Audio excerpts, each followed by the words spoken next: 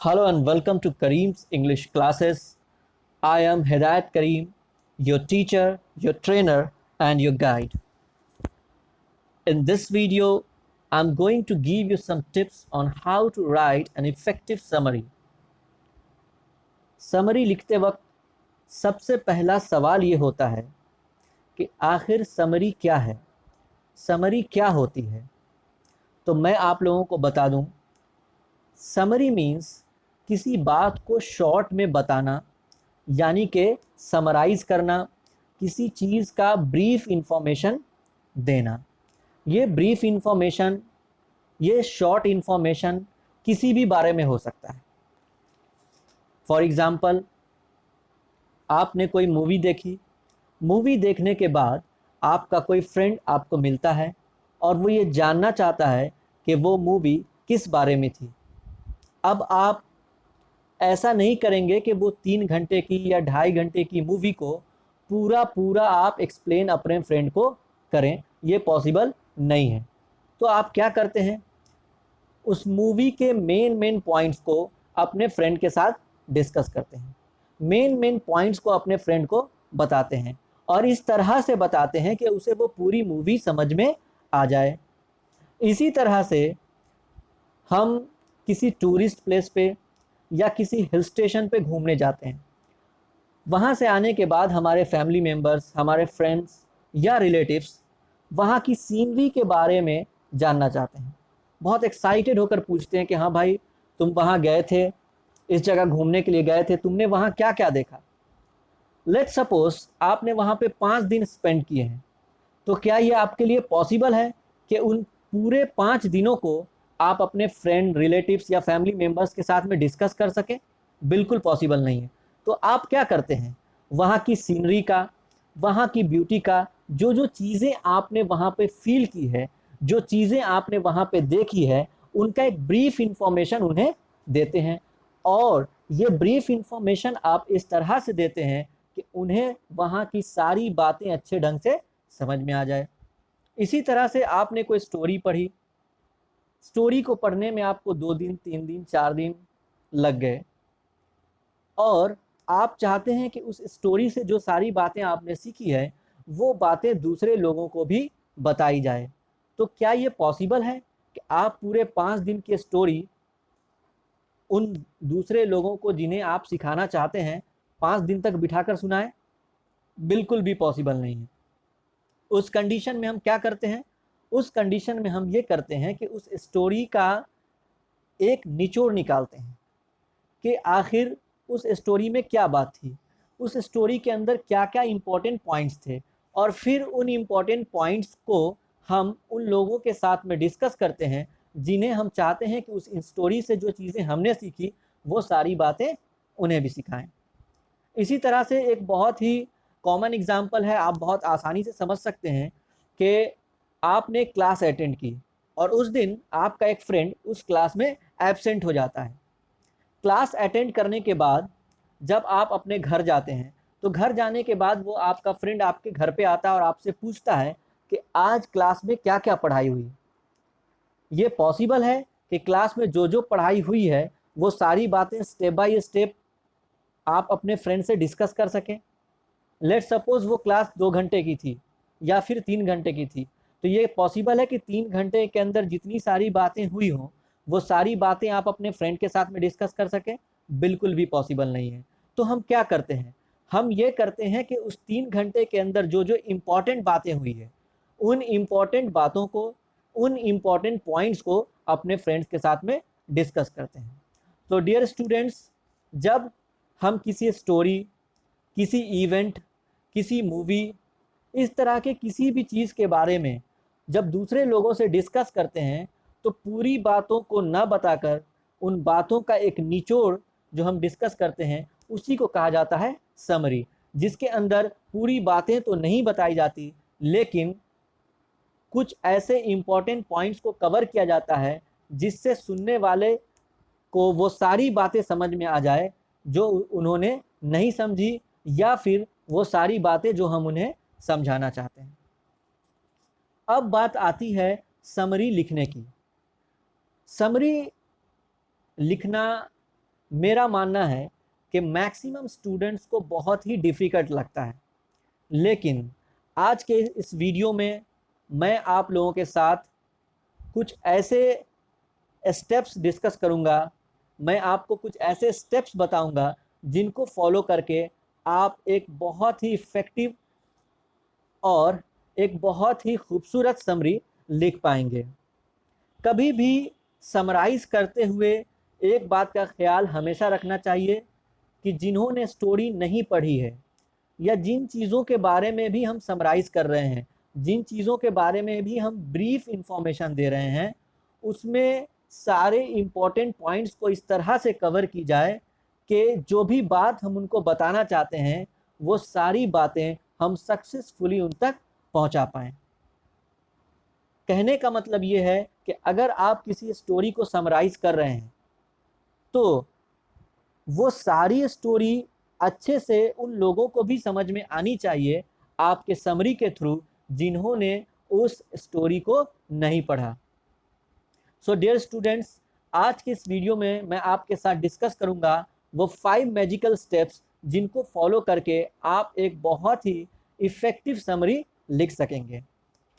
तो उन 5 magical steps में से सबसे पहला स्टेप है read the story and try to understand what the story is about. सबसे पहले हम क्या करेंगे कि जिस स्टोरी की समरी हम लिखने जा रहे हैं, क्योंकि इस वीडियो के अंदर हमें डिस्कस करना है कि समरी लिखते कैसे हैं, तो फर्स्ट स्टेप हमारा ये होगा कि हम स्टोरी को पढ़ेंगे। स्टोरी को पढ़ने के बाद हमें स्टोरी को समझना भी है कि इस स्टोरी में क्या बात है, आखिर ये स्टोरी किस बारे में लिखी गई है, आखिर जो राइटर है या जो ऑथर है या जो नरेटर है वो इस स्टोरी के थ्रू हमें क्या बताना चाहता है। इसके बाद हम चलेंगे स्टेप 2 की तरफ। हमारा स्टेप 2 है read the story again and highlight only the main points in each paragraph. First step में भी हमने स्टोरी को पढ़ा। स्टोरी को पढ़ने के बाद हमने ये जानने और समझने की कोशिश की कि आखिर स्टोरी किस बारे में है, स्टोरी में जो नरेटर है, जो राइटर है, वो क्या कहना चाहते हैं, स्टोरी का थीम क्या है।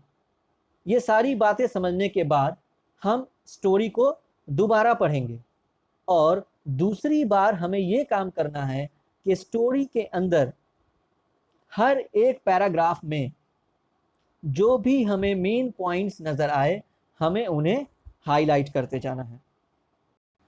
अब बारी आती है समरी को लिखने की।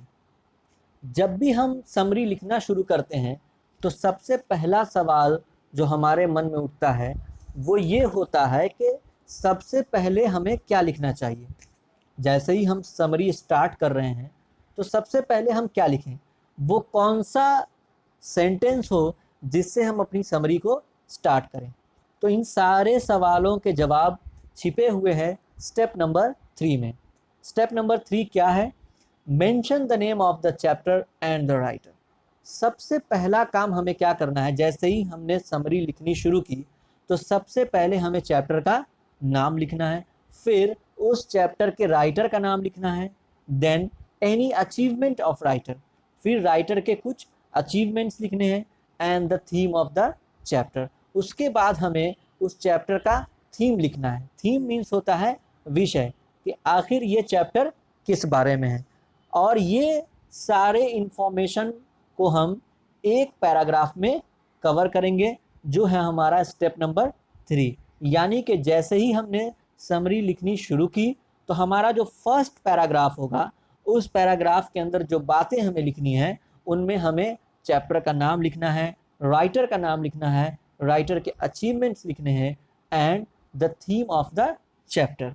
ये सारी चीज़ों को हमें फर्स्ट पैराग्राफ में कवर करना है। उसके बाद हम बढ़ेंगे स्टेप नंबर 4 की तरफ। स्टेप नंबर 4 क्या है? Right the body of your summary. अब हम इस समरी की मेन बॉडी लिखनी है। समरी की मेन बॉडी हम किस तरह लिखेंगे? टेक एटलीस्ट 2 और 3 पैराग्राफ्स इन शॉर्ट। 2 या फिर 3 पैराग्राफ्स हम लिखेंगे, लेकिन ये छोटे छोटे पैराग्राफ्स होंगे जिसके अंदर हमें उस स्टोरी के सारे मेन पॉइंट्स को कवर करना होगा। ऐसा नहीं है कि मेन बॉडी लिखते वक्त हम पूरी स्टोरी को ही उतार दें, नहीं, लेकिन हमें उन सभी मेन पॉइंट्स को कवर करना होगा जिनके थ्रू हम वो सारी बात बता सकें जो कि स्टोरी में बताई गई है। अब आ जाते हैं step number 5, conclude your summary.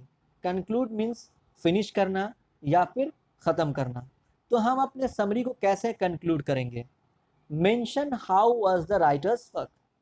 पहले हम लिखेंगे कि राइटर का जो काम है, राइटर ने जो ये स्टोरी लिखी है, राइटर ने जो ये स्पीच लिखा है, ये जो आर्टिकल लिखा है, जिसकी समरी मैं यहाँ पे लिख रहा हूँ या जिसकी समरी हमने यहाँ पे लिखी है, वो कैसा है, राइटर का काम कैसा है, कितना अच्छा राइटर ने लिखा, या किस तरह का ये लेख है, या किस तरह की ये स्टोरी है, ये सारी बातें हमें लिखनी होती है। उसके बाद लास्ट में हम लिखेंगे the message of the chapter etcetera, कि चैप्टर में क्या मैसेज है, इस चैप्टर को पढ़कर हमें क्या सीख मिलती है, इससे हमने क्या सीखा, या फिर राइटर इस चैप्टर के थ्रू लोगों को क्या मैसेज देना चाहता है। इसके अलावा भी अगर कुछ चीज़ें हम ऐड करना चाहते हैं तो कर सकते हैं, लेकिन समरी लिखते हुए हमें वर्ड काउंट का ख्याल ज़रूर रखना है कि जो वर्ड लिमिटेशंस हैं, जैसे जब भी हमें समरी लिखनी होती है तो वहाँ पे एक वर्ड काउंट होता है जिनमें हमें ये बताया जाता है कि हमें समरी 150 वर्ड्स में लिखनी है या 200 वर्ड्स में लिखनी है। तो जो वर्ड लिमिटेशन हो, हमें उस लिमिटेशन के अंदर रहकर ही समरी लिखनी है। ऐसा नहीं है कि हम समरी को बहुत ज़्यादा एक्सप्लेनेटरी वे में लिखें। अगर हम ऐसा करते हैं तो फिर समरी का कोई मतलब नहीं रह जाता। समरी का मतलब ही है कि बड़े नोट्स को, बड़े लेख को, स्टोरीज़ को शॉर्ट करके, समराइज़ करके लिखना, लेकिन इस तरह से लिखना कि उस स्टोरी की, उस नोट्स की, या फिर उस आर्टिकल के सारे मेन पॉइंट्स उसके अंदर कवर हो जाएं।